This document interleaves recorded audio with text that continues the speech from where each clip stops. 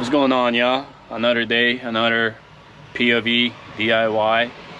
That's what you do when you have an old truck. You're always ghetto rigging something. But today we're gonna install some new lights. When I say new, they're just a little different style. Instead of blackout housing, these are chrome housing. So I had these lights on my truck, these same lights these people sent me. I'll put an Amazon link below.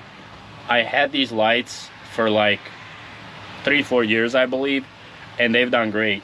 Like I said, the only issue you're gonna run into is if you're running, winter, and I've had it happen maybe once.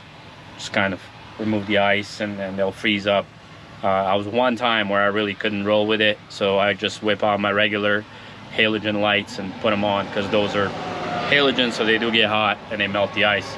But these don't, because they're LED. So these are getting a little bit faded and dull.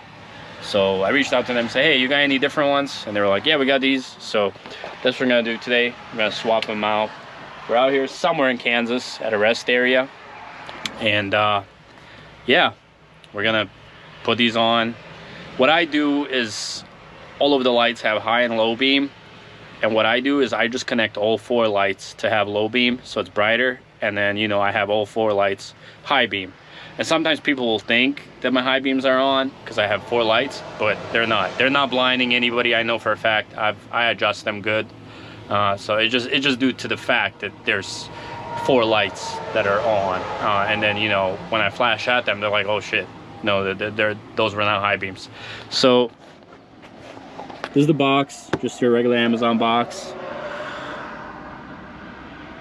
That's the, if it would focus, part number or whatever.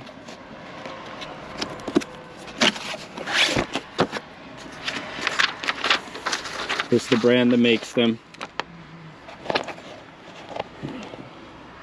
And basically, like, you just have 3 prongs, and then all I did is to have high beams on both, is you just pigtail over the high beam line to the other light.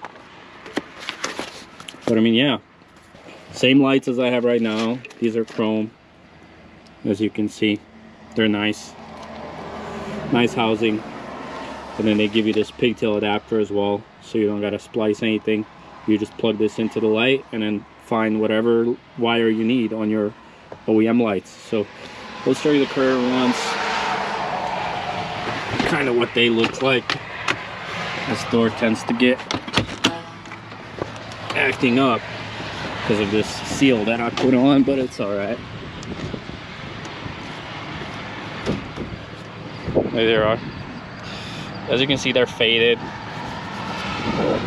And, these chrome housings, they do not last whatsoever. I wish they made like billet aluminum. And I need some new bolts. This one here is all completely peeled off. I think I have a new one in the truck I'm gonna put on, but as you can see, they're like very faded and they're dim. So yeah, that's the plan. We're gonna go ahead and swap these on.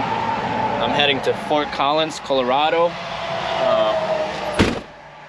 and my ETA over there is like 4 p.m. and there should be plenty of parking up there. A few truck stops with it being Sunday today, so I should be fine getting there later. But I figured I'd do this now instead of when I get there, because it's gonna get dark. And yeah, I cleaned out my truck yesterday, but then I made a mess last night.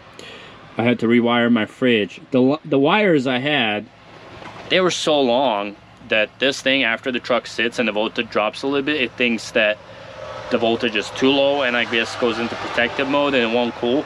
So what I did is, I have my amplifier right here. I just ran the wire directly from the fridge to my amplifier, which is now, it's very short. And I mean, my amplifier gets a pretty decently thick wire. And then I included a fuse right here for the fridge. And I think that's a 10 amp fuse for 16 gauge wire is what I run. So yeah, if you're looking for some good shoes, so far these have been great. I like them. Here's Salomon, first time owning this brand. I like them, no laces, easy to take on and off. They seem pretty durable, they're fairly comfortable. I wish I would have looked for something with like a double wide, because I do have a pretty wide foot, but they're okay. They're pretty comfortable. And I wear these now, but as soon as season starts getting cold, I'm gonna switch to boots. It's kind of my summer setup. So yeah, let's get to the lights. Let's get switching. Definitely warmed up a good amount, and it definitely took a lot longer because after I put on the new lights, I realized that my passenger side has a background somewhere. But there you have it. Much better.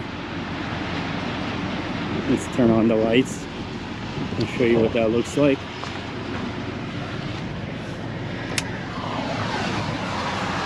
This is low beam.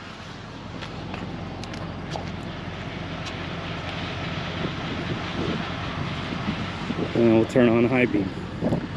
Which for that we gotta turn on the truck. Well, I don't gotta turn on the truck, but I gotta turn on the position.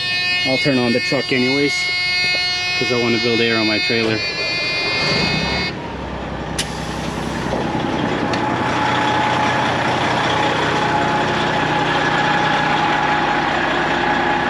And there you have it. Those are high beams. Or at least I thought so. Did I even turn them on? No. I'm tripping. Those are low. There we go. And those are high. That's it, guys. Let's rock and roll. Catch you a little bit later.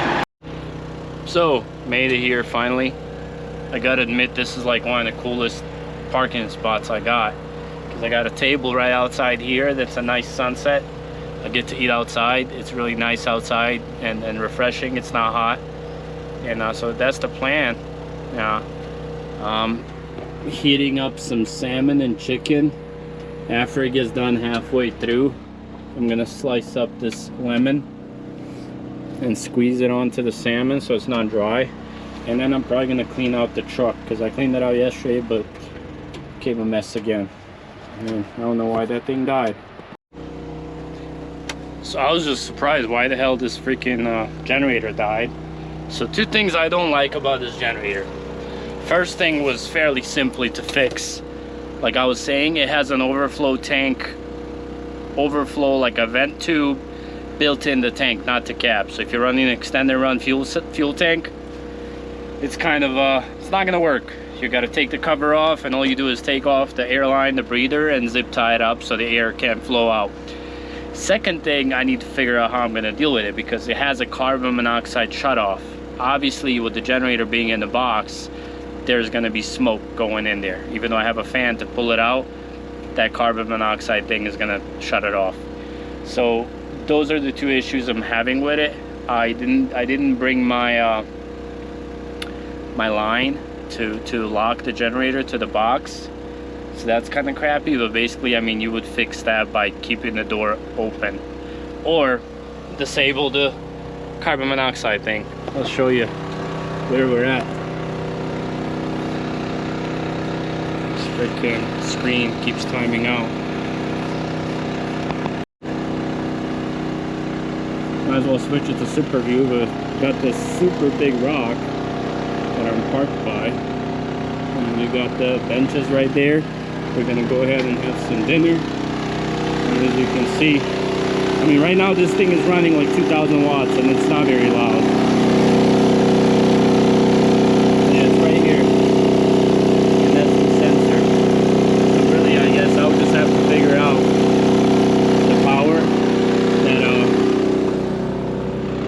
the power where it comes to the sensor and just cut it off.